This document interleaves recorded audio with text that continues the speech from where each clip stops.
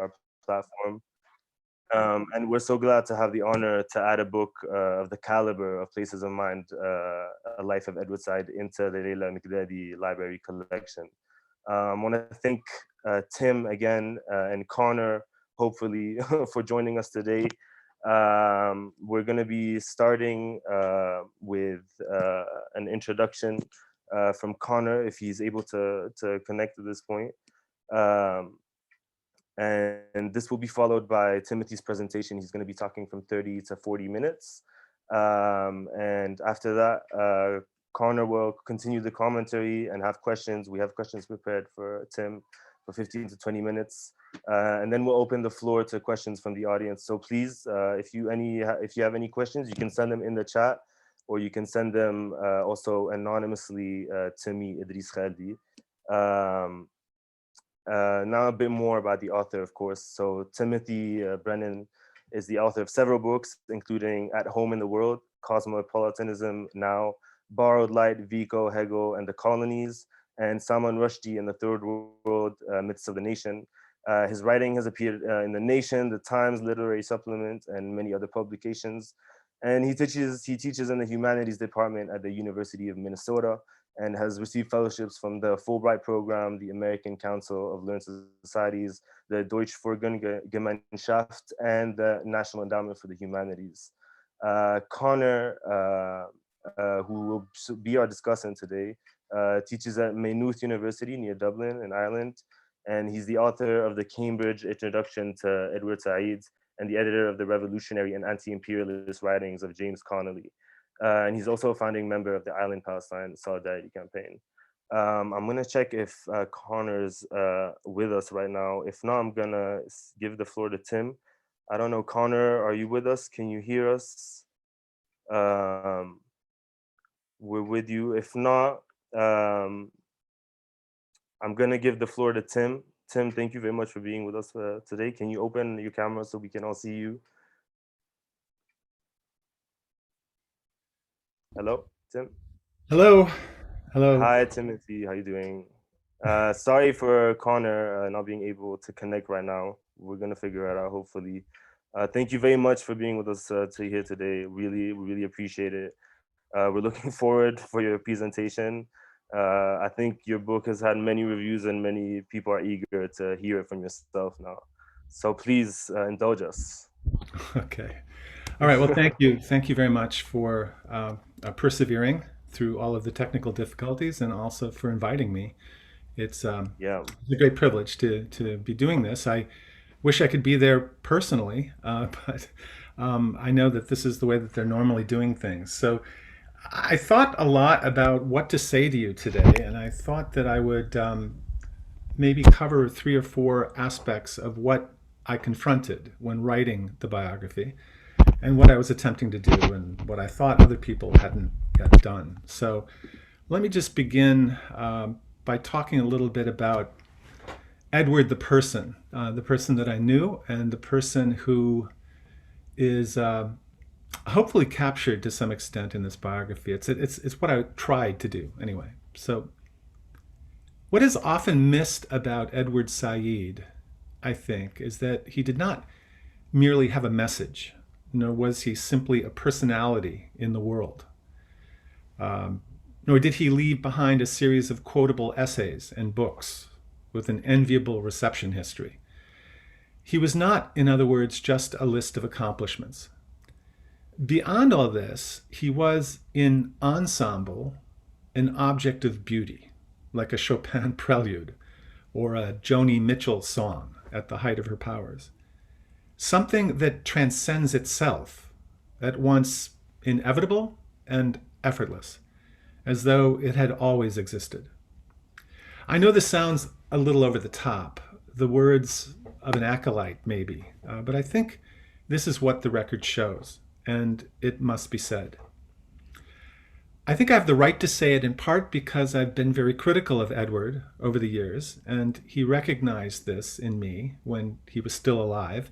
He would often joke with me and say about me in my presence, "He does not like us very much," which was his way of referring to Columbia University's Ivy League clubbiness, of which he was too comfortable a part, in my opinion, and which always rubbed me the wrong way. So I hope that shows, among other things, that I'm not idolizing him when I say what I said just a minute ago. I'm saying it as a biographer rather than as a former student and on the basis of research. Let me put it again in another way, that Edward, taken whole, was more than his achievements. He was a non-aesthetic object of beauty. He managed to ride a wave of his own creation, always doing in the moment what he, at the same time, had earlier planned and currently managed from a hovering place above and outside that moment, as though he were fate and providence all rolled into one.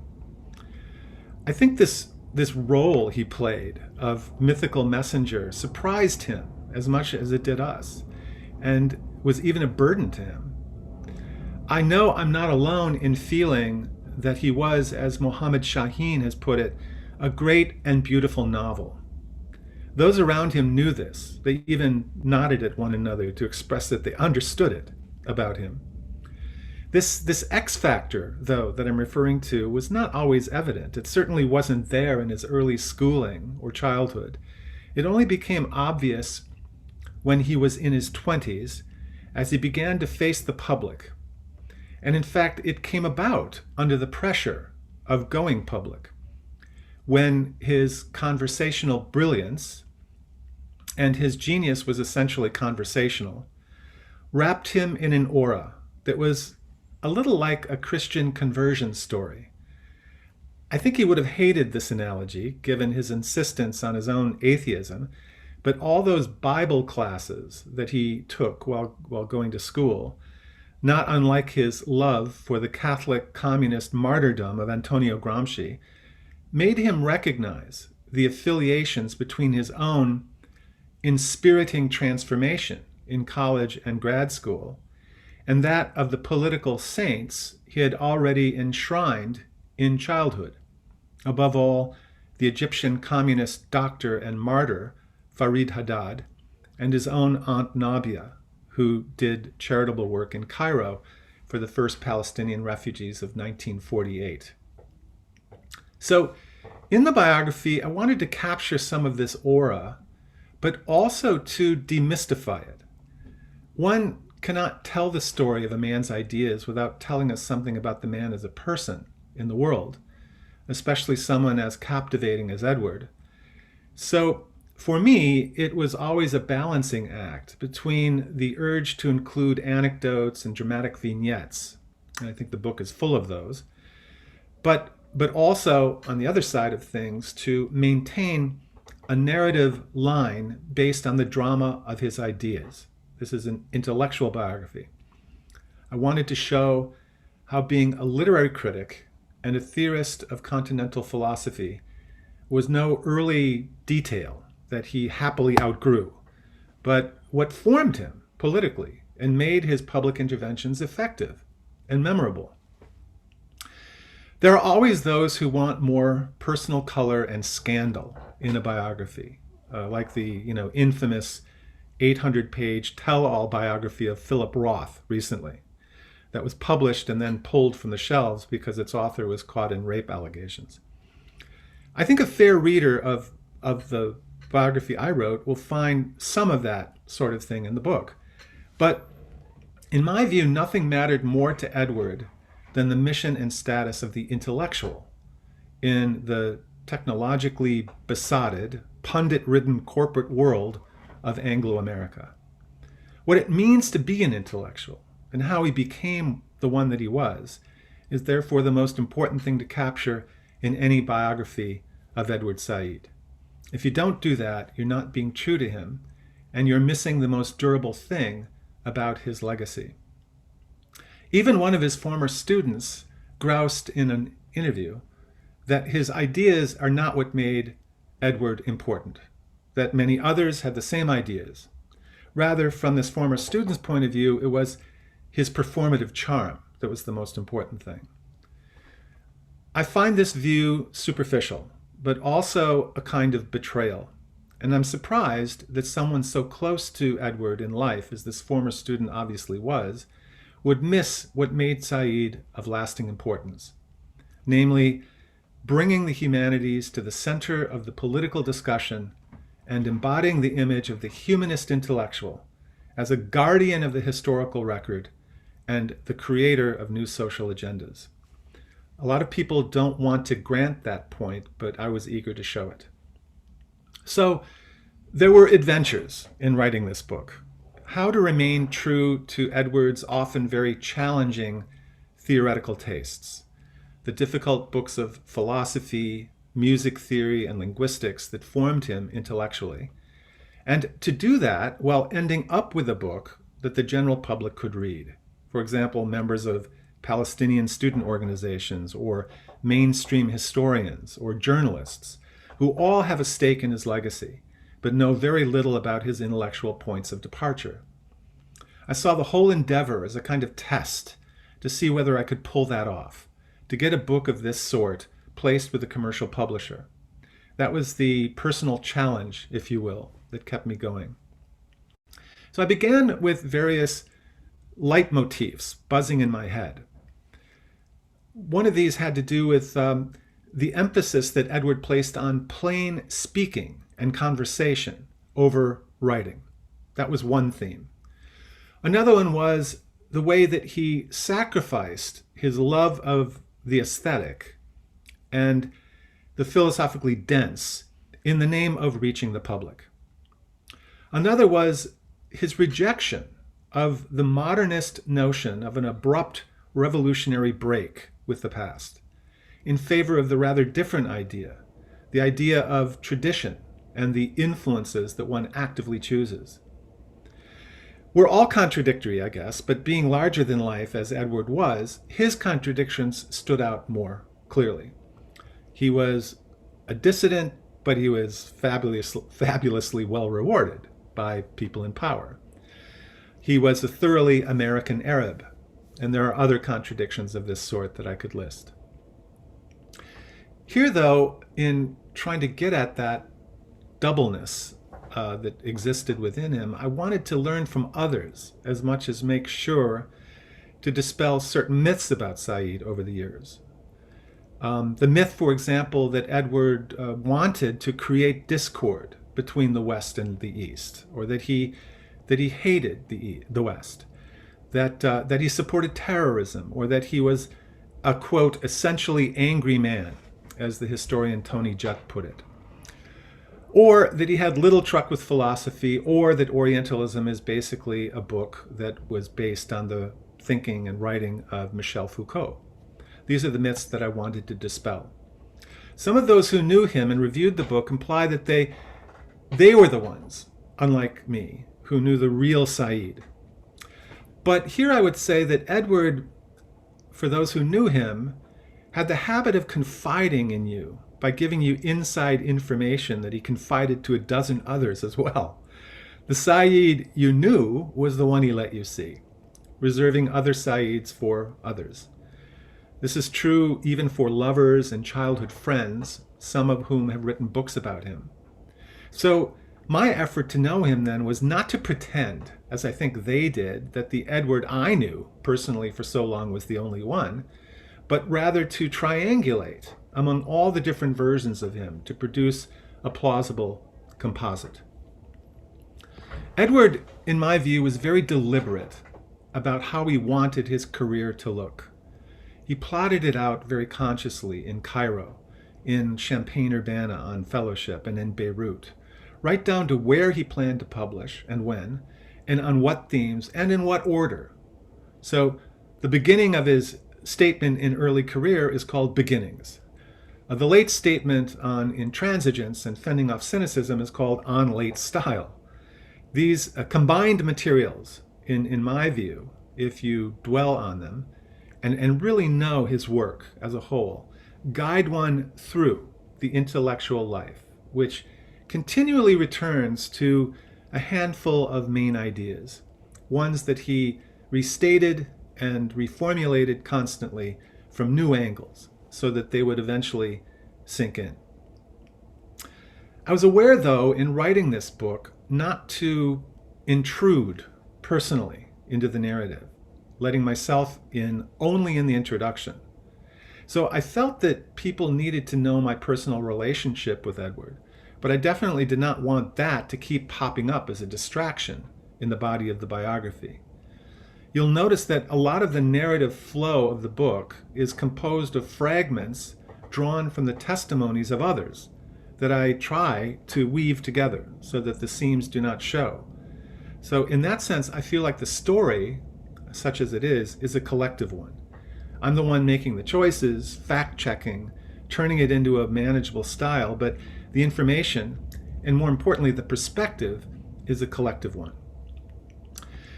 Now, since I've taken the risk of calling Edward a beautiful object, I should clarify what I take to be his greatest accomplishments. First, of course, he changed the conversation over Palestine and Israel. He did this by his humanist appeal, by the force of his charm and the full weight of his public image as an urbane, worldly, fiercely intelligent, and also a master of that most unthreatening body of knowledge that is English literature. But he also did this as a skilled debater, a scrappy fighter, somebody who was a quick on his feet interlocutor in the media, where humor was one of the unforeseen weapons in his arsenal.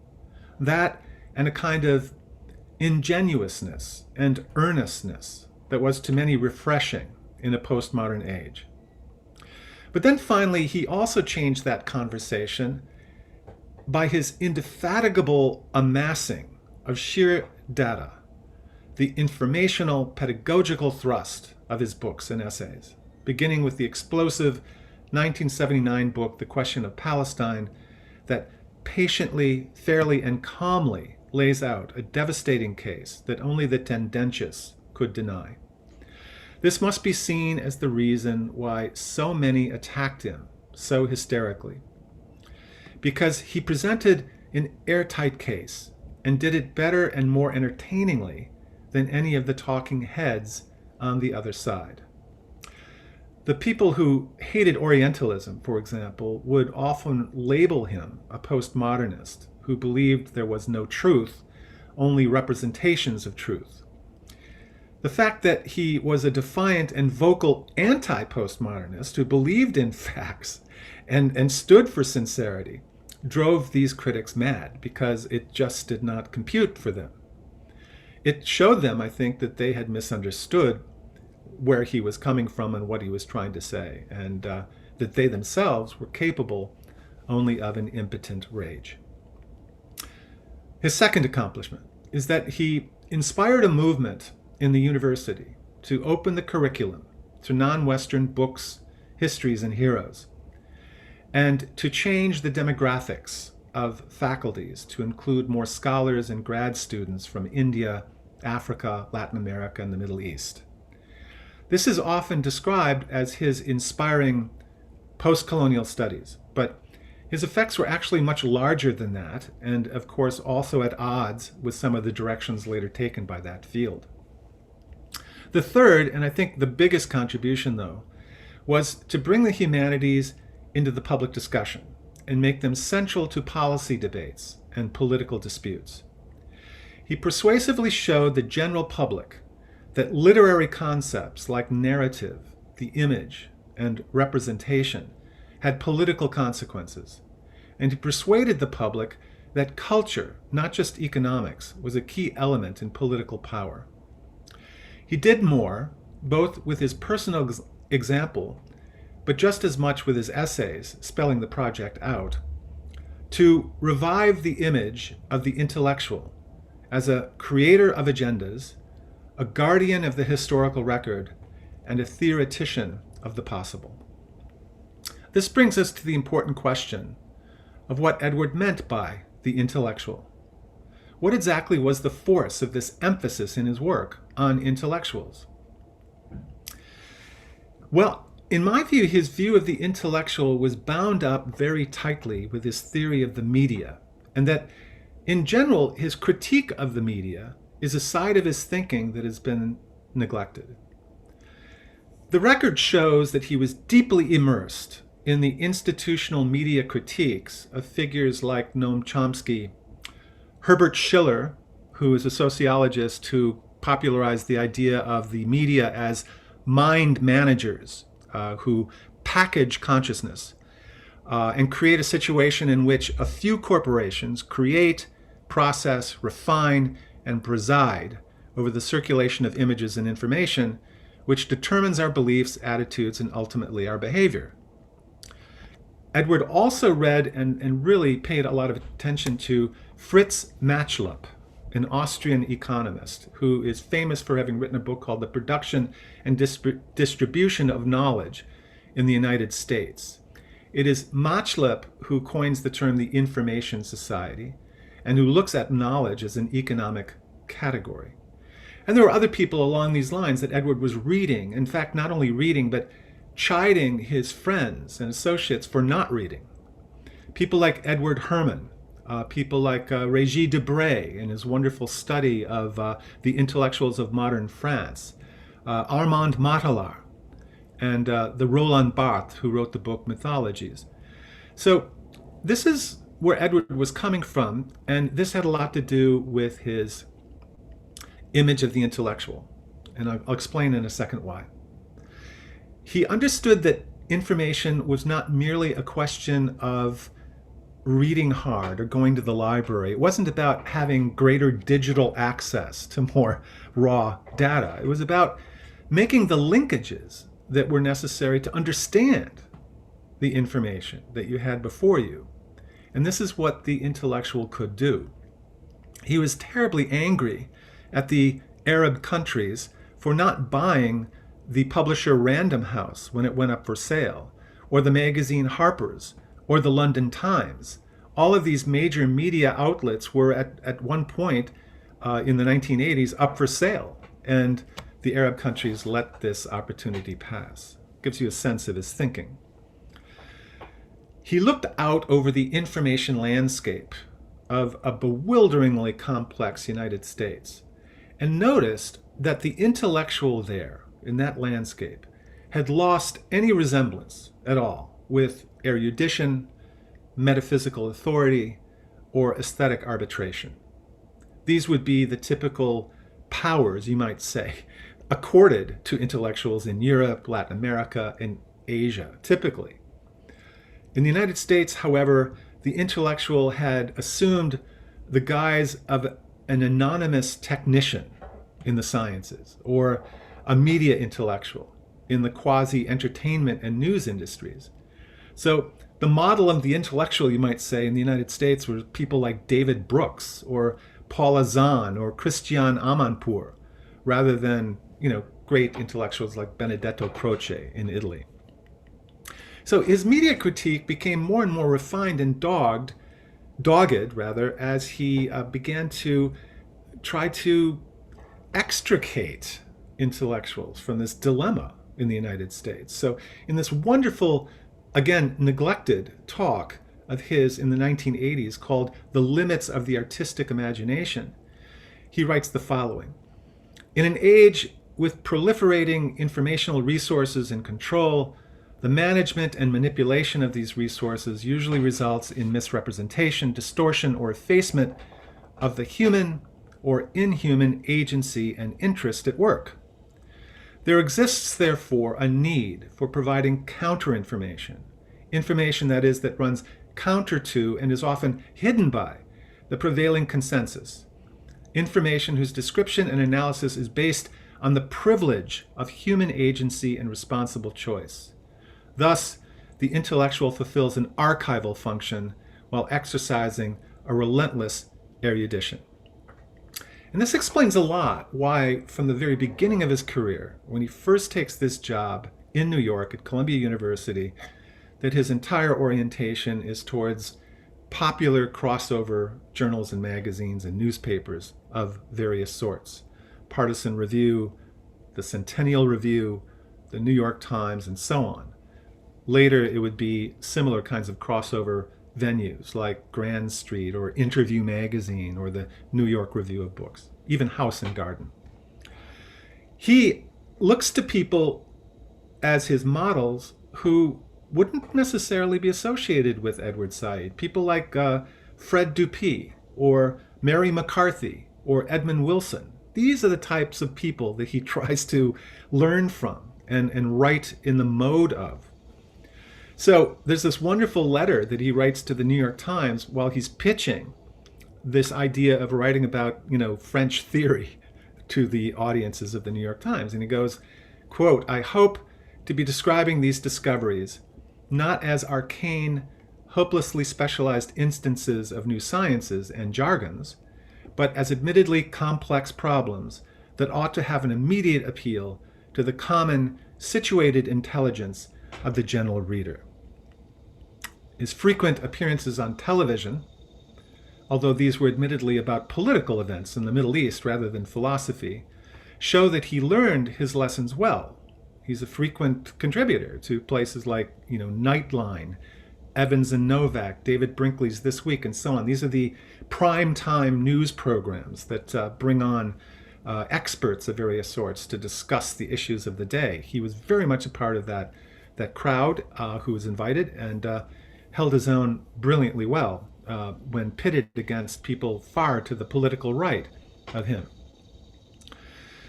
But this is not to say that his media lessons and successes were not informed by philosophy. They were. So Said, for instance, had this notion of the amateur, which he held up for praise.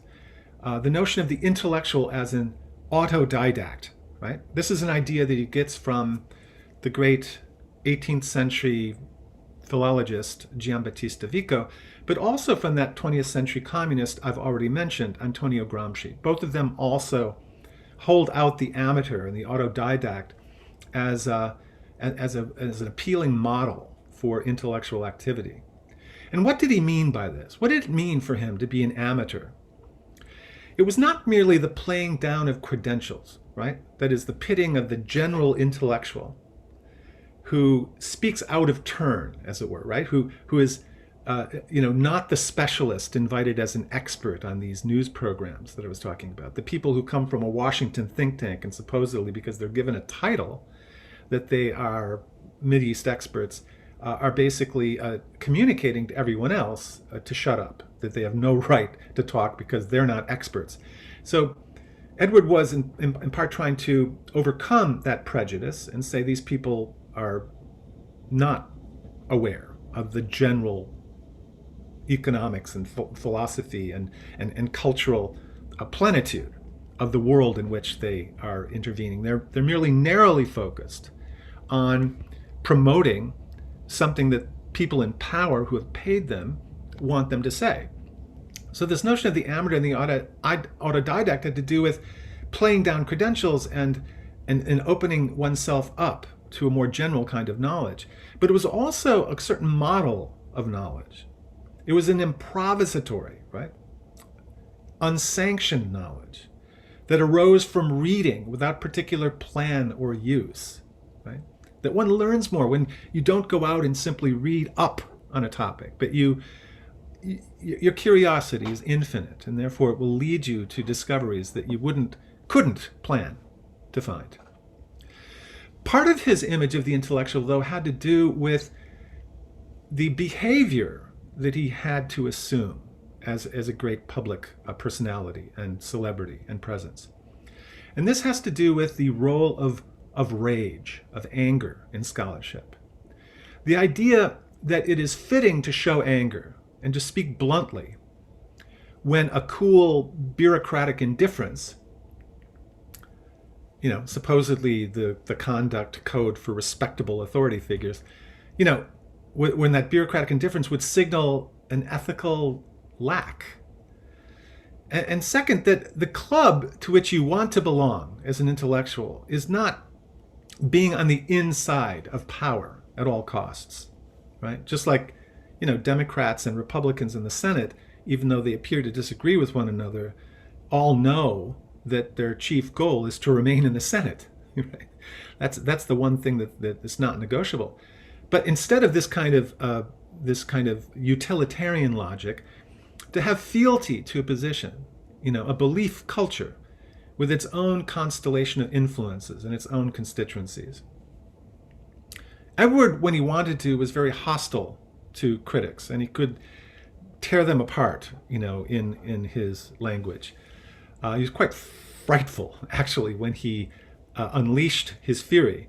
But for the most part, he was really involved in a kind of mollifying indirection. He was much more tactful. I'm not sure there's anything exilic or post-colonial about this form of negotiation. It was more like he was a secret agent, as I think I put it in the book. To borrow an image from one of Joseph Conrad's novels, he's a man whose actual views on American anti-intellectualism or on the pompous aestheticism of new critical orthodoxy, or the imperial swagger of American liberalism, or the lobotomized cheerleading of American popular culture. These were explosive things that he believed, and he had to find a way to be heard. So this required maneuvering and speaking in code and using a strategy of deflection. He wasn't always this way, and he did write a wonderful late essay called On Defiance and Taking a Position that shows that there was a time to be tactful and a time not to be tactful, and I think that's important to note here as well. How he was an amateur, or how he held up the image of the amateur as an intellectual, is really visible in his teaching. And I'd like to say a word about that because it might, strike a chord in some of you. A lot of his skill as a teacher had to do with pacing. He spoke from the heart. He was well prepared, but the in-class lectures, such as they were rough. They weren't finely constructed. He drew on a vast repertoire of ideas, but he sort of circled around them in order to achieve clarity. He was always very interactive. It was never a one-way flow. He was not lofty or detached. He was very informal. He called people by their names. He jested with them. At the same time, he conveyed there in the classroom that intellectual inquiry was serious business. There was not a trace of cynicism or archness or irony in his presentations. Sincerity and earnestness were the preferred mode. He could be roused to anger, or at least he used anger strategically to force you to respond if no one had anything to say, in other words. So he would either show or feign impatience and petulance in order to rouse you to speak.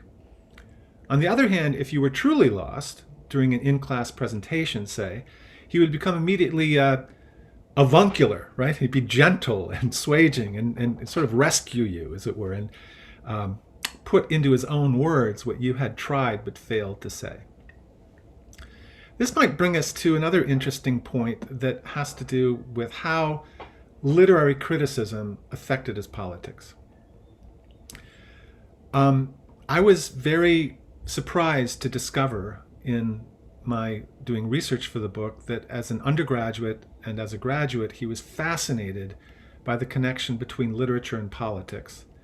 And he dwelled particularly on writers from the past, Plato, Dante, Milton, who were didactic.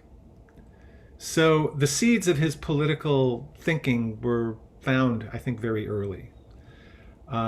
He wanted to write at the dawn of his professional career about Jonathan Swift, and also about the medieval historian Ibn Khaldun, because both of them were literary figures of a different type, who themselves held government posts as advisors at court and as diplomats. And this is a connection that excited him and that he emulated, and that he found in people who were friends of the family that were very important early influences on him, like the Lebanese diplomat Charles Malik, who was a big figure at the UN and had even been one of the co-authors with many others of the Universal Declaration of Human Rights. Malik, too, was one of these people who was a philosopher and a teacher, but also a man of action, a politician. So how else did literary criticism affect his politics?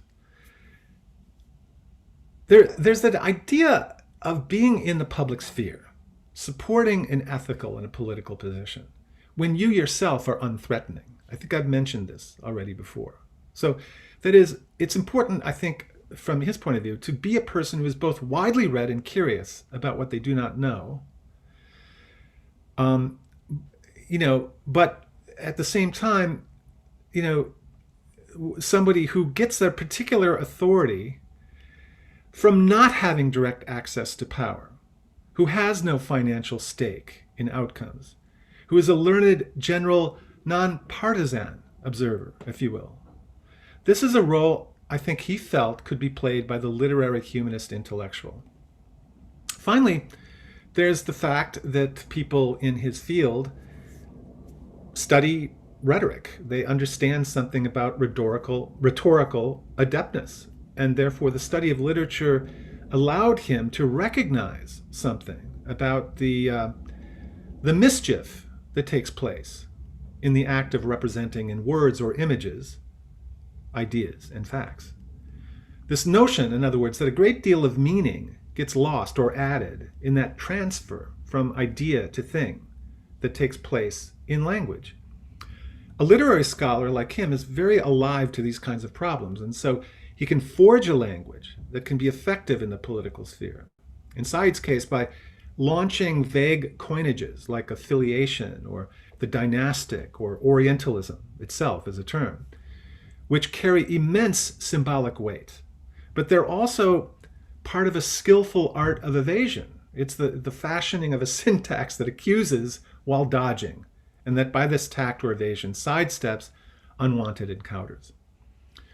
So I wanted to say very briefly, I'm conscious of the time. I think I've gone about 30 minutes, maybe a little bit more. I'll just say a few more words before opening it up. But in as much as literary criticism was an important part of his formation and thinking as a political figure and as a public celebrity, music was also important too, but in a very different way. It was more that he was able to indulge some of his aesthetic desires in music simply because it was not his field and it was not something that he was expected to be weighing in on, and therefore he had nothing to lose, as it were.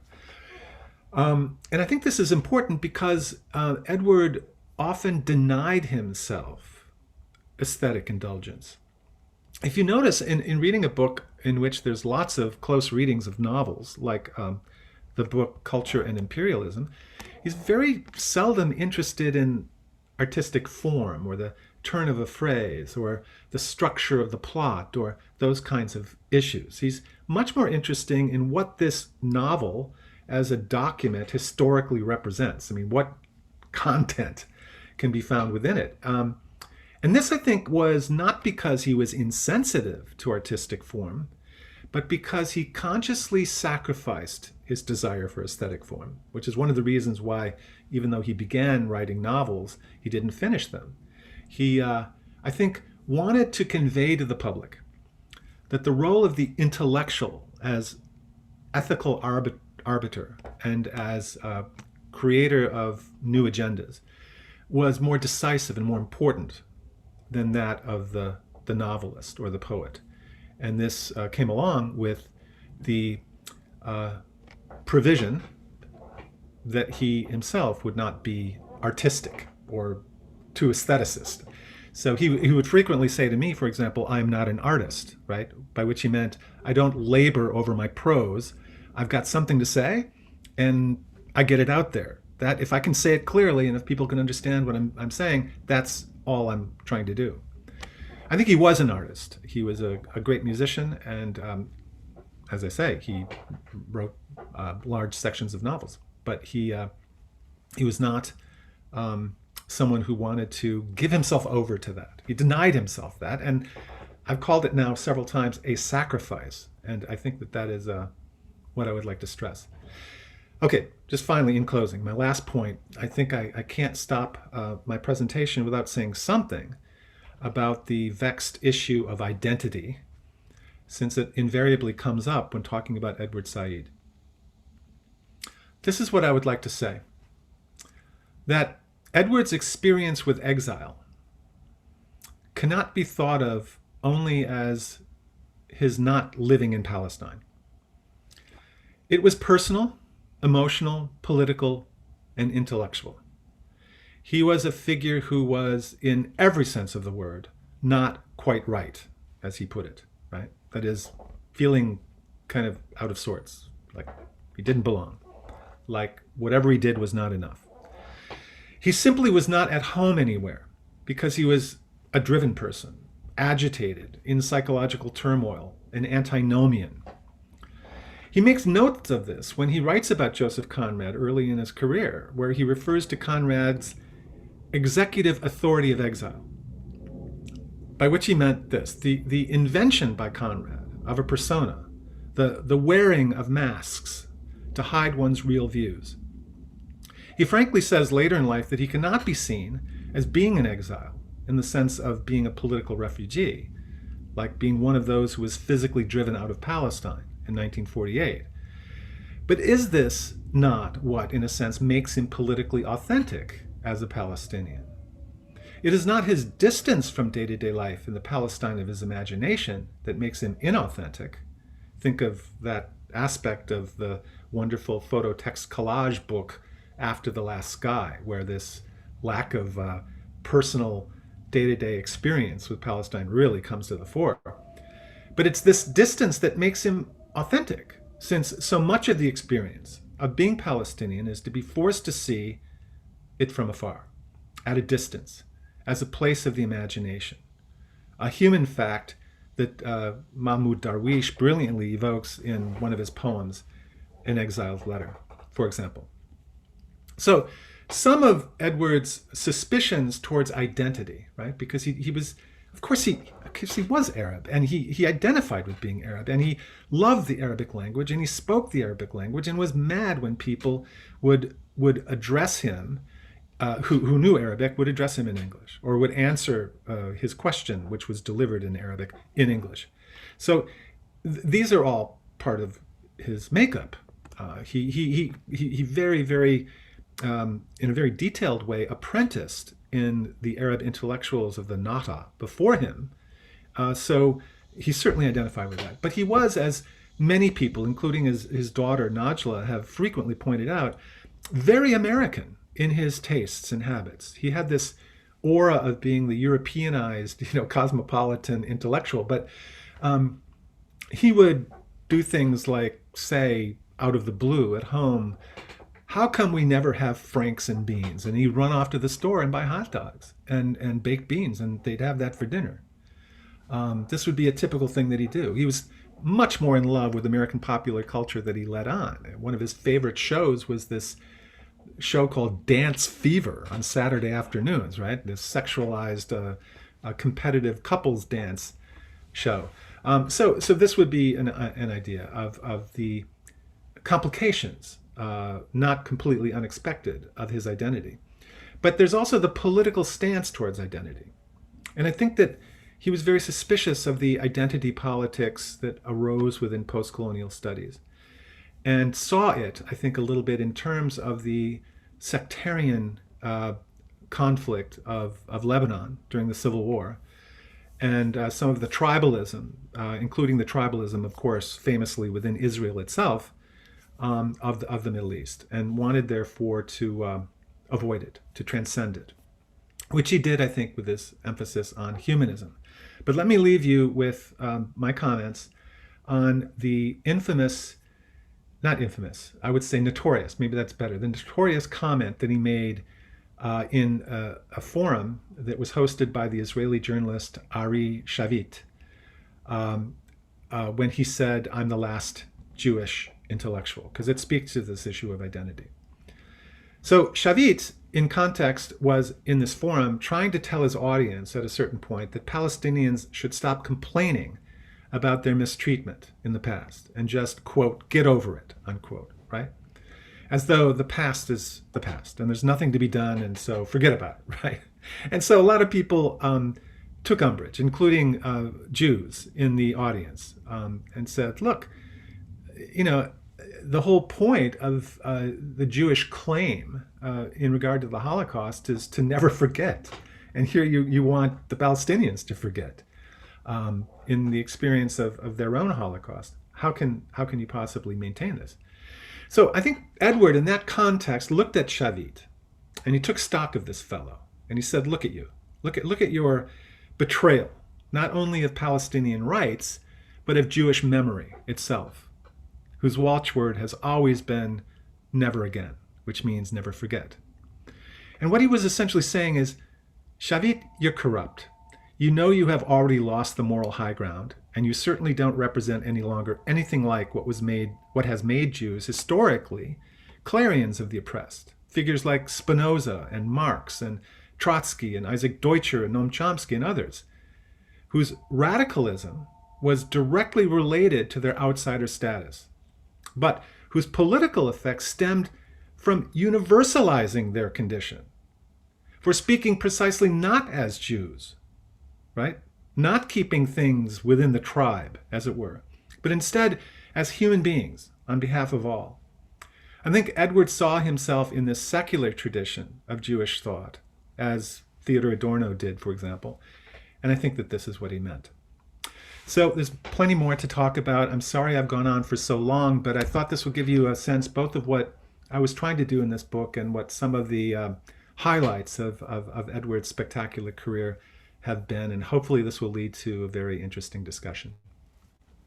Thank you so much, Timothée. That was so interesting. What a complex man. I think it's really enjoyable to see such a personal, kind of an intimate insight into an icon like him. And I love the small anecdotes like Dance Fever. So now I'm gonna hopefully give you the floor to Connor. Connor, are you with us? I was able to connect with him. I think he should be able to hear us and connect us. You just need to unmute. And if not, if we're still having issues with Connor, there he is. Okay, I've already received some questions. Hi, Connor. Glad to have you with us. Can you hear us? Hello. Sorry about all the techie fooling around earlier. My apologies. No worries. No worries. We're glad to have you with us. Thanks for making it. It's quite hard to follow after, not to follow Tim's talk. So I just thought I'd say a few words, partly prepared, partly on the foot of what Tim was saying. And I'd start off, I'd appeal to you all to be patient with me if I tell you a personal story. It's not embarrassing. There's nothing to worry about in that regard. But just to confirm Tim's point, I suppose, about, and I think this emerges in my own reading of the book, of Tim's book, that what Said's, maybe what Edward's greatest achievement was to make the humanities central to political discussion, as Tim said. And just that was very much my own experience. I took my first 2 degrees in Ireland. My second degree was a 1-year MA in English literature at UCD in Dublin, University College Dublin in Dublin. And the year was 1991. In other words, it was the year of the Iraqi invasion of Kuwait and then the American-led war to throw the Iraqis back out of Kuwait again, if you will. And of course, along with that came other things that impinged much more directly on the Palestinians, like the Madrid Conference and the disastrous PLO, Arafat-led PLO declaration of loyalty to, if you want, to Saddam Hussein and so on. And the reason I bring this story up is that was the context in which I first seriously read Edward Said. I read not only Orientalism, but I also read The World, the Text and the Critic, which I think Tim and I agree is maybe the greatest book that he wrote. And it was just a particularly electrifying context. And I was also lucky enough and privileged enough to work with a particular levy of Irish or Irish-based university intellectuals who took the idea of the intellectual very seriously themselves. And among them in particular, I would name Seamus Dean, Declan Kyberd, and Thomas Docherty. And so I was being exposed to Edward's work under the watchful gaze, if you want, of these very fine teachers and scholars who had a very acute political sense of the intellectual, what it meant to be an intellectual, what it meant to try to be an intellectual while also being a university professor. And that for me was simply an inspiration. And I'm sure I'm not alone in saying, I hope it won't seem too abject to say that reading Edward Said and that MA year was unquestionably something that drove me to try to pursue further studies and to go and do doctoral research. So all of which to say that, you know, Edward Said and Edward Said's his career, his profile, and his work have been inspirational, I think, for a whole or possibly several generations of younger, I'm no longer that young, but scholars younger than himself. I should say before I say any more that I've been reading Edward Said, therefore, for a long time, and for only a slightly shorter length of time have I been reading Timothy Brennan as well. And I think that Tim's book, in ways that he hasn't necessarily addressed in his talk here, is a really rich portrayal of the intellectual life, richly and passionately lived. And it gives a whole lot of insights into the processes and mechanics by which Said's major books like Beginnings or like Orientalism or like Culture and Imperialism were written, and the ideas that coalesced in them. Tim also gives some really interesting new inflections, if you want, on, say, certain kinds of vexed issues like Edward's relationship to the left generally and to Marxism specifically. So that would be, if you want, the opening kind of general point that I'd want to make, that I agree completely with Tim that Edward's prioritization of the humanities as a sphere for political activity, and also as providing a set of resources that could be used in political activity, I think that's really important. And as I say, what this meant was that Said gave us a very strong sense of the stakes at play in literary and cultural study. I suppose what I wanted to do, Tim, if it's okay, rather than giving some kind of spiel or talk of my own, I suppose what I'd be curious about, maybe particularly given today's context, I'd be curious to maybe put to you some further questions, if that might be all right. And suppose in particular, I suppose I would be interested to try to get your thoughts on maybe first of all, you know, what you feel or where you feel Edward's reputation or Edward's standing is today. Maybe both, and at the expense of overloading you, both. I'd be curious, given today's context, in what your sense is of Edward Said's profile in Palestine among Palestinian academics and activists, but also in the United States as well. Where do you think things stand now? There's been there's been a strong and active and interesting response to your book, which is out a few months now, and that of itself, I think, is mostly encouraging and interesting. Right. Thanks. Thanks for the comments, but also for the question. I think it's mixed, actually.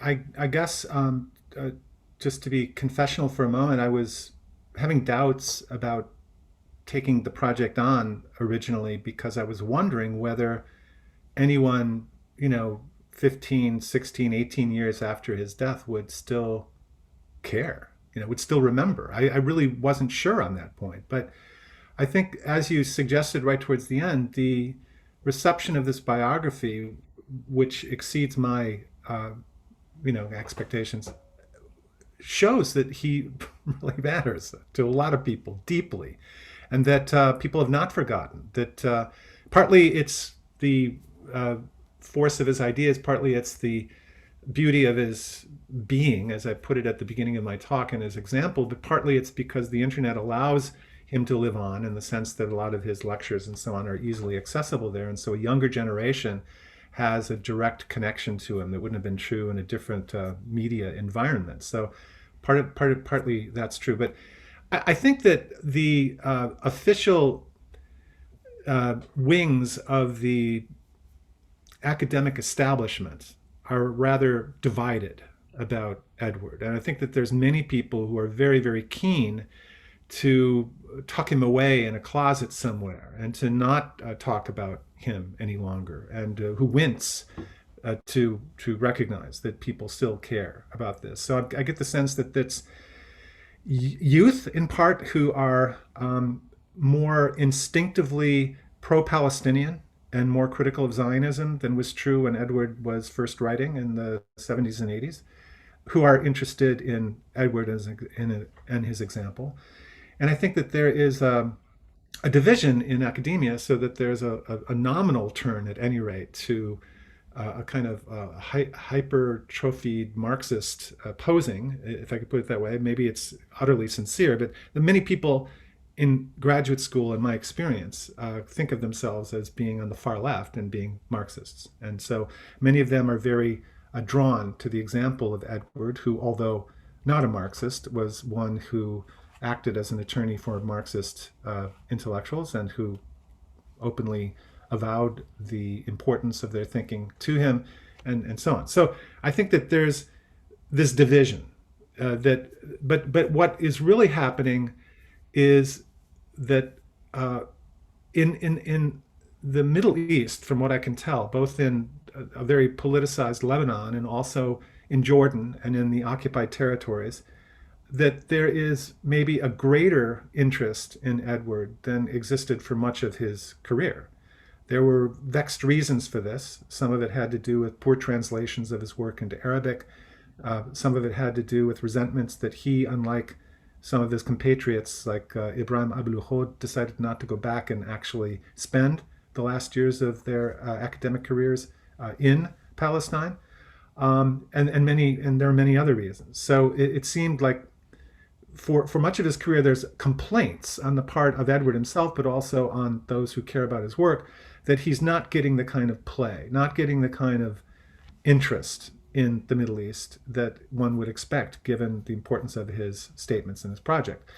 I think that time has cured that, in my perception. I might be quite wrong about this, but my talking to people as a result of having written this biography and being informed by them convinces me that his name is revered everywhere in the Middle East among intellectuals, crossover readers of publications for the serious amateur, and so on and so forth. So I think that he still is enormously famous, and his books are still widely read and revered, and that surprises me, but I think it's true. Sounds very encouraging, Tim. Just to go back to a figure who comes at the very beginning of Said's career, even before he produces Beginnings, which, as you say, and as you've said in previous writings, Beginnings is a kind of almost like an intentional sort of intellectual limbering up of someone who's preparing a set of ideas, themes, exercises that he will then spend the rest of his career working out.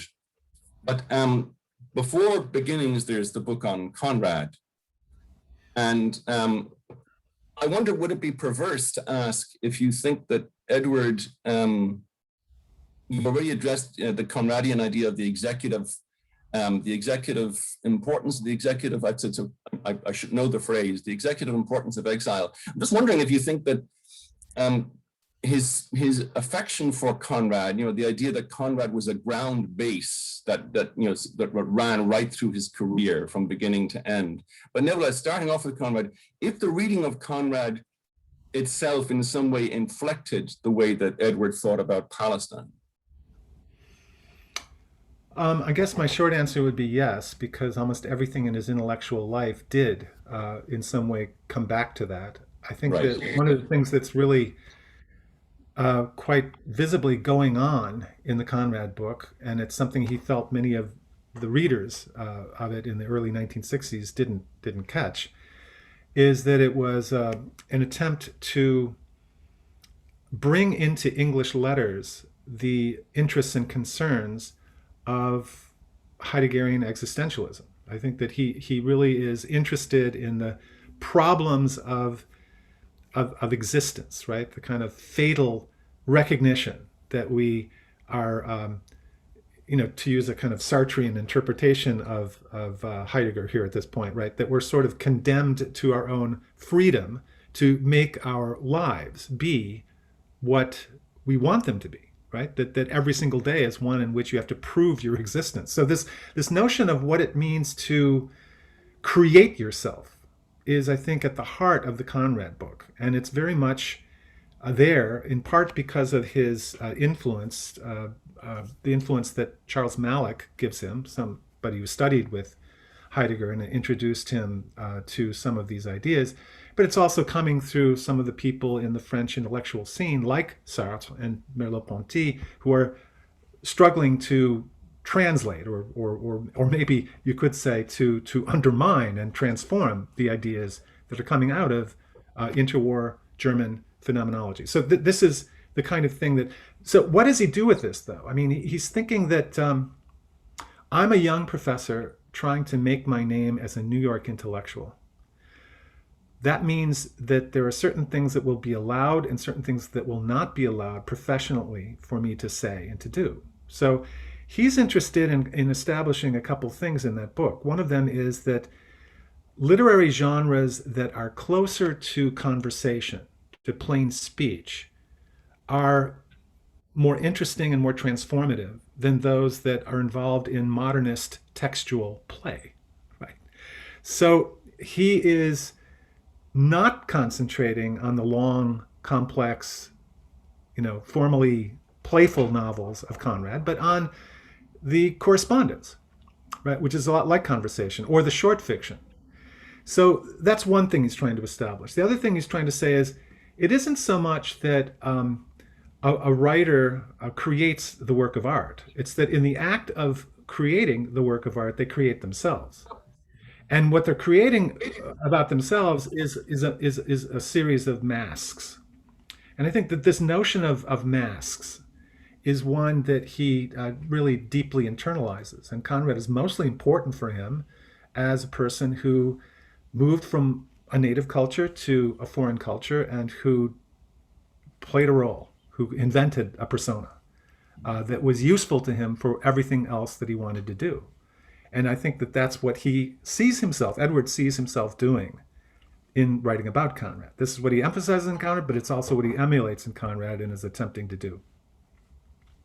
I think that's spot on. I actually, as it happens, I just reread Heart of Darkness for the first time in about 15 years, just last week. And of course, Heart of Darkness is one of the shorter fictions. Its formal setting is one of conversation, albeit where one person monopolizes the conversation for a very long time, and everyone else has to sit around and listen. But it is also about various. The word that I use is this word that gets much more overt in Edward's vocabulary and beginnings. Marlowe creates a version of authority for himself in order to try to deal with this experience that he is recounting. And of course, the experience is so extreme that the authority is constantly under attack or under threat of molestation or erosion or corrosion or some kind of inner collapse. Right? That's in some ways a central part of the drama of the book. One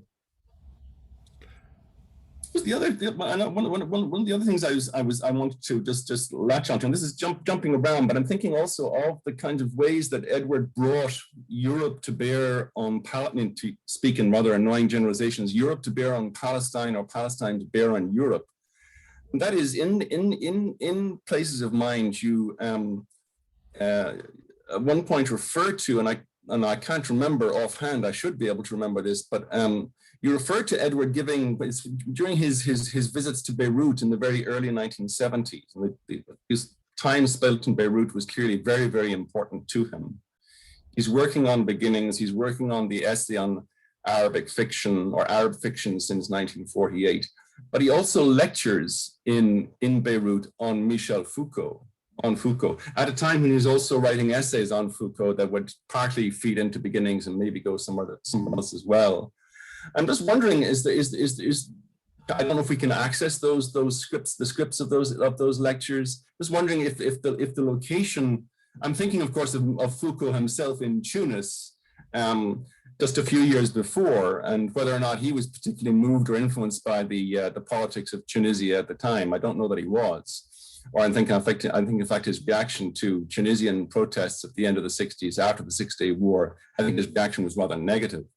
I'm just wondering if Edward's, clearly, very passionate immersion in Beirut in 1971, 72, had an inflection on those lectures on Foucault. Yeah. Well, you asked a couple of interrelated questions. The actual text of the lecture on Foucault that he gave, according to people who were there at AUB when he had just arrived there, I've not found, so I've not read it in particularly that form. I can imagine some of the points that he might have made, given the other writings. There's lots of things in the archive, for example, that are notes for the classes that he was teaching on Foucault. There's lots of testimony from the students who, before he goes to Beirut. So this is in the 1960s, who were there in these classes. They can actually be quite specific about what he was talking about, what he wasn't talking about, which text by Foucault he was, presenting, and so on. So you can kind of piece it together. But one in an academic setting, this very well, and I think many people in this audience probably know this very well. One writes about or speaks about, when they've been invited to speak, about what they know and what they know best. And this is what he had been pouring himself into. And I think so. He doesn't. I think, like Edward would maintain throughout the rest of his life, he doesn't see necessarily any kind of conflict of principle or of intellectual dissonance in talking about Foucault in the same breath that he talks about Vico, or that he talks about, Jean Genet. I mean, or Arafat. I mean, to me, it's sort of like, these conscious traditions that he's always talking about, these configurations of people who, for one reason or another, fulfill you or inspire you. All of that goes into the intellectual outlook of the person speaking. So it's not like he's drawing a line in the sand and saying, well, Foucault is a post-structuralist, I don't like him, and I'm really more, interested in the PFLP and the Democratic Front, and they're Marxists, and therefore I must jettison Foucault. I mean, that would be so alien to Edward's way of thinking throughout his career. So I think that, what I would choose to emphasize in the nature of the question that you've asked is that, yes, in the early 1970s, 71 and 72, he finds himself in Beirut. He's newly married to a woman who's part of a very well-known Lebanese family. She herself is turning him on to all kinds of important people. There's connections being made all the time, including premier intellectuals from Lebanon, like Constantin Zurek, who his wife, his new wife, grew up in the household of as a daughter. So he's making these connections, and of course he's meeting members of the PLO, which has just recently left Jordan to go to, they're kicked out of Jordan, and so they're now and their headquarters are now Beirut. So he's meeting these people, and he's learning about it, and he's very, very close to this Syrian Marxist Sadiq al-Azam, who's the bad boy of Middle East letters, and they are like this, Mutt and Jeff, they're inseparable, and they're trying to work out the politics of the region and the politics of the PLO and trying to orient themselves towards it. That's his thinking. While he's studying classical Arabic and trying to acquaint himself with Arabic literary and linguistic traditions from the Middle Ages that he didn't know about. I mean, he grew up speaking Arabic, but he didn't, he wasn't really capable of speaking classical Arabic or delivering lectures in classical. So that's what he's working on at the same time. So now he's there. Now he gives this talk on Foucault. Well, I mean, he's written 2 or 3 essays, including the one in Boundary 2, which to me is the masterpiece essay on Foucault, that are very clear about what he's getting from Foucault and what he isn't. He's never uncritical of Foucault, but he always kind of surrenders himself to the formal innovation, the sheer chutzpah of the intellectual synthesis that Foucault, creates.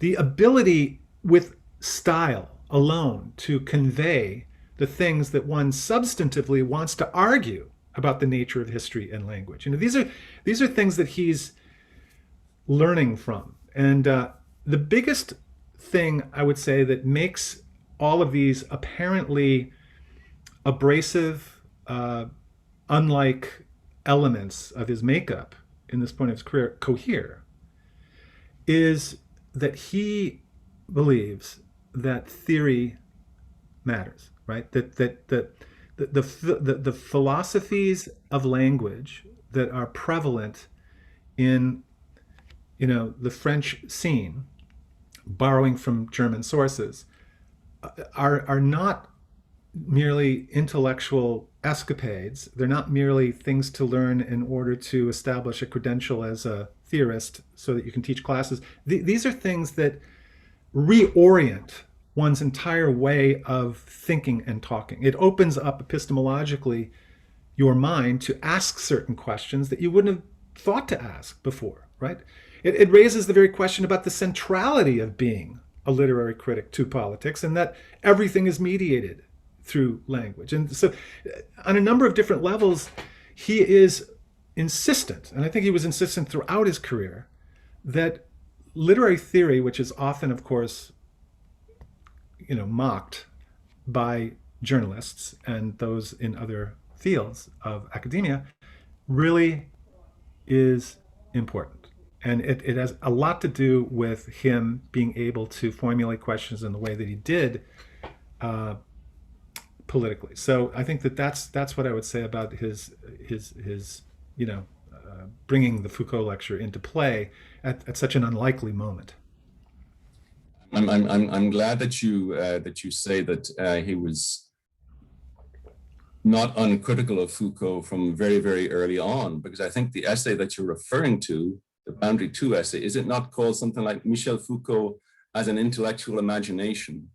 Yes. As an which is a very, very un-Foucauldian kind of description of Michel Foucault. So just in the title of the essay alone, you know, Michel Foucault, even though they might have had an amicable correspondence at around this time or very, very slightly later, he might nevertheless have been horror-struck at being described as an imagination. Right. But that, as you've been saying for decades, you know,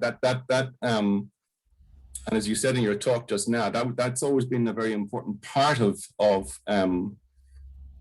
what Edward was trying to do. That, you know, on the one hand, he clearly, as you have shown so well, he clearly was fascinated by these new avant-garde series of language, of textuality, of power, let's say, as mediated through those forms. But he was also involved in a kind of, and you see this in beginnings, at times a kind of almost frantic effort to somehow reconcile these things with the scholarship of the Vosslers and the Curtiuses and the Auerbachs of an earlier generation of scholars of linguistics as well as literature. Yeah, well, I think there's a bit of an element too in Edward, in something I brought up in other interviews, that there's a perversity about him, for one thing, that so he's drawn to people that he dislikes politically and also their personalities. So there's that, which is in part like a personal commitment to overriding narrow self-interest, you know, and being more Catholic in one's tastes, which is part of the model of the intellectual that he wants to follow. It's partly that. I think it's partly also to keep people guessing, though, and this is where I was going, that, you know, it just would be less convincing for him and the whole array of his talents and his message over the course of a career if he were sort of strictly limiting himself to holding up models that were very much like him. He wants people to be unlike him, just like he wanted his students not to be devotees. You know, he didn't want them to be, you know, these acolytes that repeat everything that he wants to say. You know, he wasn't that way. So I think that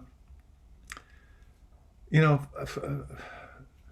I think that, you know, he is trying to say that, well, I just said it before already, that philosophy matters, but that the philosophy that matters the most is the kind that can work through a problem and be able to articulate the problem to a general audience when you're done.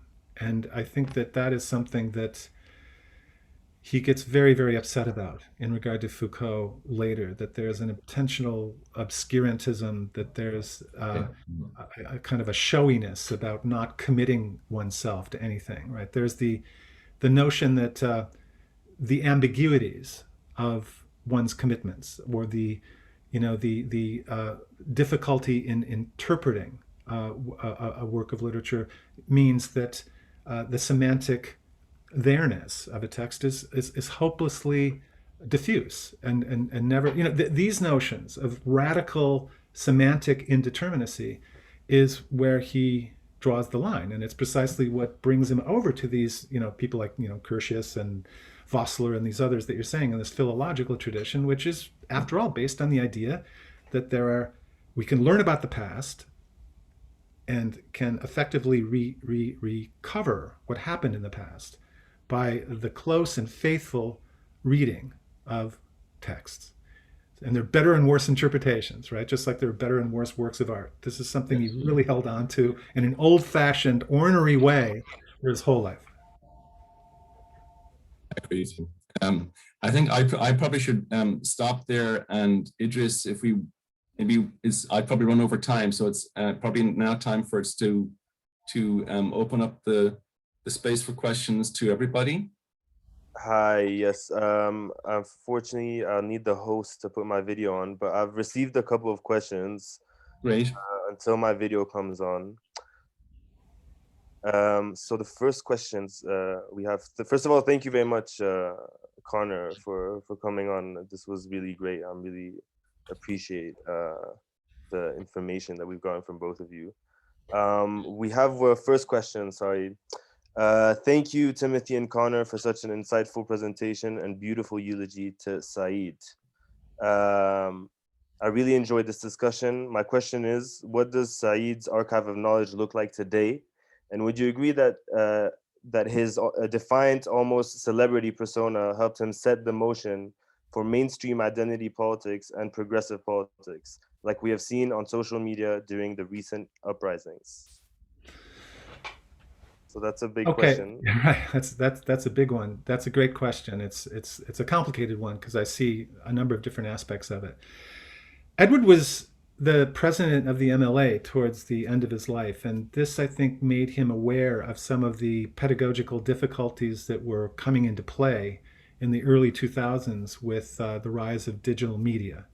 So I think that maybe the most dated aspect of Edward's project and his particular constellation of ideas and figures and so on would be the impossibility for him to have adequately assessed what social media was going to do to teaching and knowledge. He doesn't say very much. He says a little bit about it, just kind of incipiently, but doesn't say very much about it. On the other hand, I think that the leads that he gave us in his intellectual projects, that is, turning us on to the traditions of Ibn Khaldun and Vico, right? And to remind us that these figures, although, I guess, restricted to the past, one of them from the 14th century and the other one from the 18th century, a long time ago in different cultures, that these people are part of an ongoing lived tradition of thought that extends right up into the present moment. I won't bore you with all of the connections, but there are millions I could give you that shows the contemporaneity of these figures that he spent so much of his time trying to point us towards, right? Unlikely figures that were not fashionable in any of the spheres in which he traveled. He was making these things appear to be alive when nobody was thinking about them or talking about them or even knew what he was talking about. When I did my orals examination with him, I was forced to read Vico, and I read Vico. I didn't understand a word of what Vico was saying. So why is he talking about Vico? I didn't know. It took me a long time to figure that out. But so I was saying, what I'm getting at is, I think that a lot of the archive, as you put it, of Edward's project, the people he kept talking about and wrote about, are still very much alive and very much a part of the discussion. There cannot be a more important debate going on in the academy right now. Or not just the academy, it's happening also in crossover journalism, articles in Harper's or Vanity Fair or these other places, between humanism, as an outlook, right?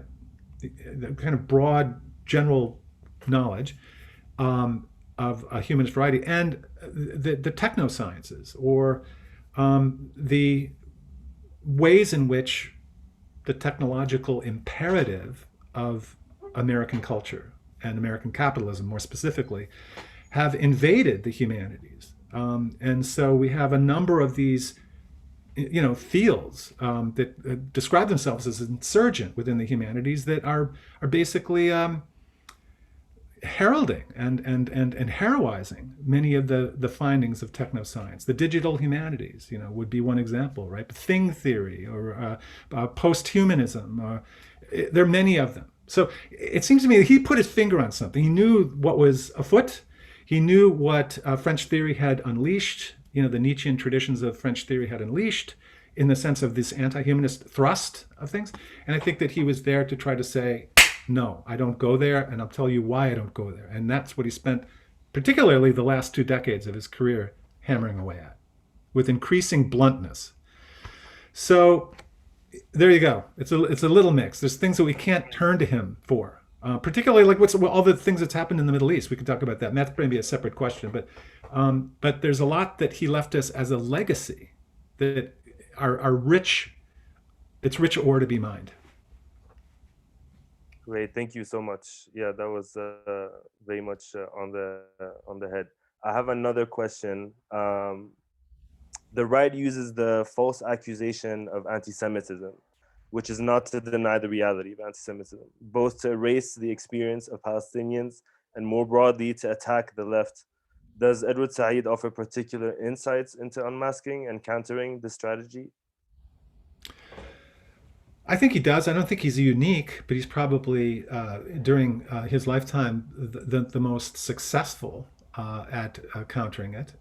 He does this in a number of different ways. One, he is careful to state without any, timidity, that Zionism is a racist, colonialist enterprise based on exclusion. So he's absolutely, he doesn't temporize. He doesn't clear his throat. He doesn't mumble. He says it very, very clearly, and he documents it in his very first book. At the same time, he's saying we cannot deny the Holocaust or the consequences of the Holocaust. There is such a thing as Jewish suffering. And of course, anti-Semitism isn't uniquely suffered by Jews. You could say that the new anti-Semitism is primarily against Arabs, but nevertheless, it exists against Jews. And so, let's acknowledge that. I think that there's wonderful pieces of wonderful essays written within Israel itself by those, Israeli intellectuals who are trying to make the point that Edward's always thought of as the bad boy, as the one who's creating problems for Israel, and that he's, the professor of terrorism and so on. But actually, if you look at his record, he has been more tolerant and more open to the idea of Jewish suffering, and not just giving it lip service, but actually kind of hammering away at it, and in unpopular surroundings before, unwilling venues, making this point. So that's really important. The other thing, of course, that's important here is that he, against a great deal of criticism, especially within the Palestinian Liberation Organization, has emphasized the importance of the United States and winning over the United States. People can look at this as convenience because he happens to be an American citizen and lives in the United States, and so maybe he's emphasizing it for that reason alone. That's certainly what they would argue, or some of them would argue. But he's got a point. I mean, he's saying anti-Semitism can be diverted or canceled out as a silencing mechanism. The more we concentrate on winning the moral high ground for the Palestinian cause, that we're not going to win militarily, but we can win in the same way that the ANC in South Africa won. We can make it clear to everybody that Zionism is apartheid, and that given the disarticulation of the Palestinian territories and their complete domination by the Israeli military, you have a de facto single state. And therefore, the entire focus shifts from two states giving each other mutual assurances of mutual security to whether or not it's going to be a democratic state or an apartheid state, and that people are being brutalized within the confines of their own country. So these kinds of notions about why the United States is important, why they give the military and technical assistance and financial assistance to Israel that kept Israel going all these years, the place to fight is for the public opinion in the United States. At least it's one of the major places to fight. And I think that shift of focus, is really, really important one. And I think that allowed him, I think, to not be subject to this spurious claim of anti-Semitism because of this particular focus, which was the positive rather than the negative.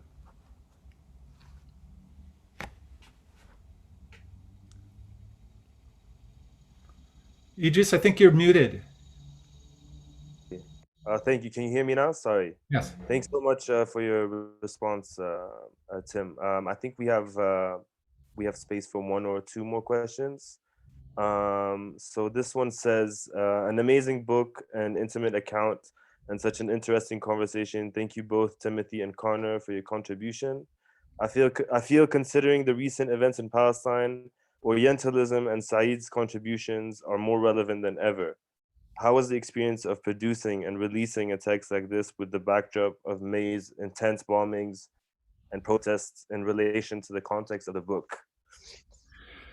Yeah, I mean, on the one hand, you'd have to say that has something to do with the interest in the book, right? That it's happening right when all of these atrocities are being visited in Gaza and in Jerusalem.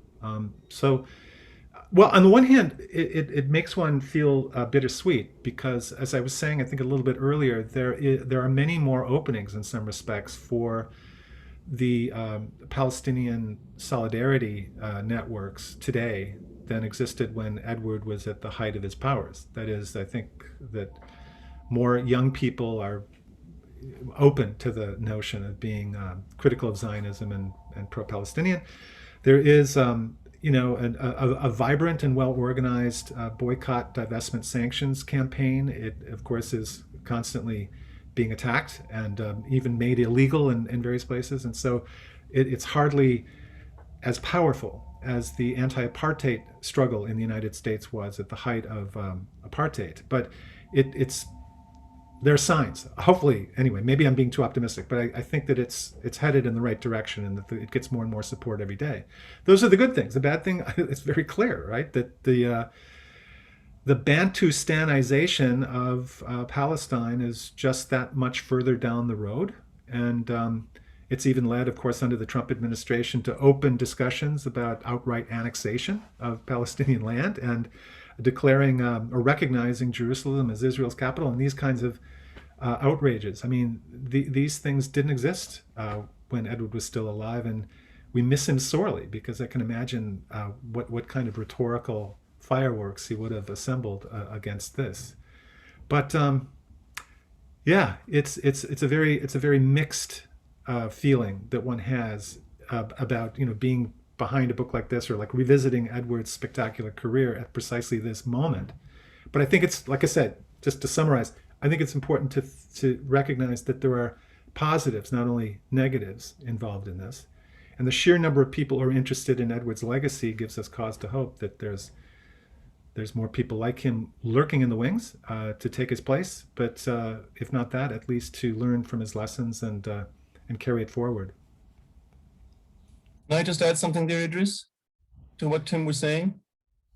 One of the most striking and interesting parts of Tim's book is the way that he shows that Edward used to quite like to portray himself as this individual in his politics, this person who essentially spent a lot of time working alone, if you want. I don't think that would be completely unfair, Tim. But what Tim shows is that Edward was the activist, organizer, networker, facilitator par excellence, especially by the 1980s and 1990s. And of course, most of that activity, not all of it, but most of that activity was, if you want, civil society activity of the kind that has now gone on to produce the boycott campaign. So even though some people like to focus on, and Tim has interesting information on this as well in his book, people like to focus on Said's, his connections with the Carter administration and with Cyrus Vance, and then later on with George Shultz, and his sort of role, quite important role as a kind of go-between, to be a bit crude, between the upper echelons of the PLO and the upper echelons of American government. Nevertheless, I would think, and I think Tim would probably agree with me, that Edward's long-term contribution was this enormous effort that he put into civil society mobilization, and that's where his contributions, whether on the edge of classrooms or in other para-academic fields or in his political writing, that's a really important, really important contribution. Right.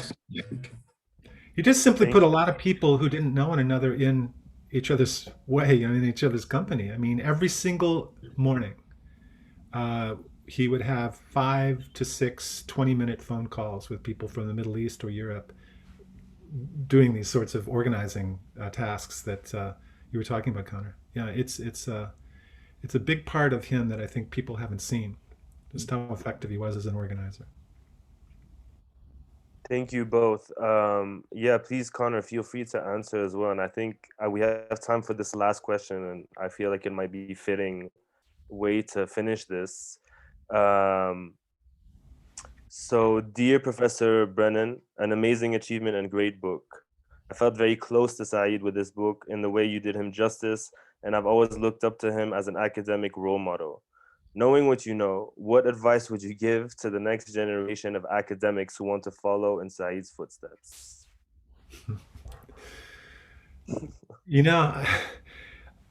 As someone who, in a really small way, has tried to do that, I mean, one of the things that you recognize really early is some of what I was alluding to at the beginning of my talk, which is that there's something, the particular package that was Edward Said is very difficult to reproduce. So it will take maybe 5 or 6 people to do half of what he as an individual was able to do. Edward, apart from being this person who had these multiple talents, and apart from being somebody, and this is what I always recognized about him, he always made the right decisions, it seemed to me.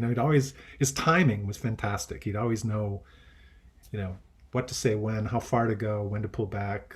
He knew everybody personally. He knew your significant others' names. He knew all that. He was that kind of person who just seemed to hold it all together. And so that's very hard for people to follow in the footsteps of if you try to be yourself a composite like he was. But he did leave us, with certain ways of doing things. And he was very, very pedagogical, I think, about what he considered to be important as an intellectual to do and to be. I could go on and on for a long time about what all of those things were, but his emphasis on worldliness, his emphasis on humanism, the idea of the amateur and the autodidact, the idea of turning outwards towards the public, of the responsibility of an intellectual to be able to communicate to a broader public, right? That this was not just some individual choice for somebody who wanted to mix it up a little bit, and make some money writing for magazines on the side. It wasn't that kind of idea. It's more like the university is a very, very unique and valuable place where a certain kind of dissonance and dissidence both can, express themselves. Even now in the neoliberal university, that's there. And therefore, that has to be protected. This would be one thing that I think he would would be a very important Saidian project to be involved in. But it's also one that has to recognize that we are not there to provide useful information for the military or business, that the university should be, strictly speaking, useless, right? in that sense. It shouldn't have any immediate utilitarian objective. And therefore, the knowledge, that we come up with within the university is a knowledge that must be shared and must be made coherent and relevant to a broader group of people. And if your issue is Palestine, great. Whatever your issue happens to be, however, I think that this would be a lesson that he would want everyone to think about following. And I think it's one that many of us can, in our own ways, given our own limitations, follow. And so that would be my one way, anyway, of answering your wonderful question. So thank you.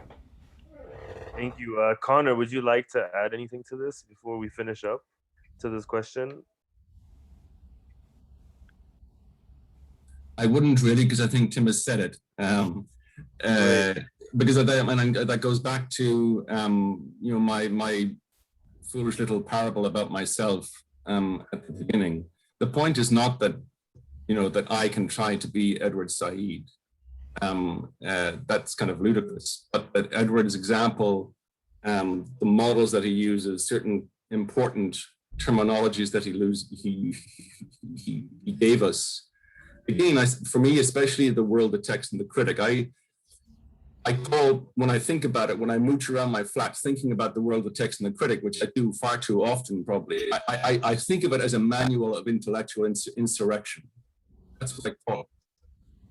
I think it actually offers a young critic, and there are other intellectuals who do this too, but I think that book certainly offers the young critic a set of weapons. I know that sounds maybe a bit martial or a bit over the top, but a set of tools.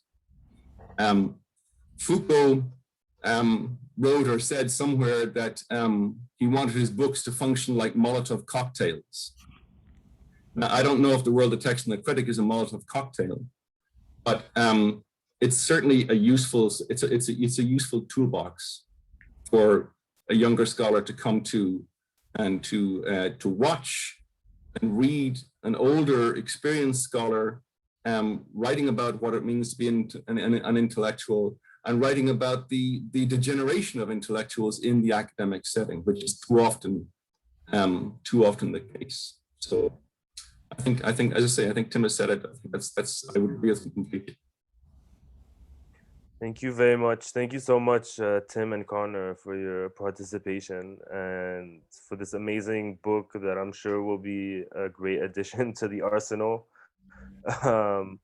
I wanted to just let everyone know that obviously the book is readily available in most places, most retailers.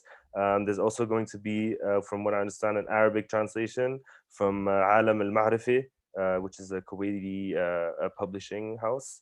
So the Arabic version will be available, subsidized soon, for people to also read here in Palestine, in the Middle East, and abroad, hopefully.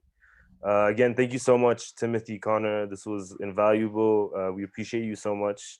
I really enjoyed this. Obviously, the recordings will be available for everyone to go back to, and it's going to be permanently part of our archive. Thank you very much. Thank you very much. Bye. Have a good evening, everyone. Thank you very much. Bye-bye. Thank you, Idris. Thank you, Connor. Take care, everyone. Thank you, Tim.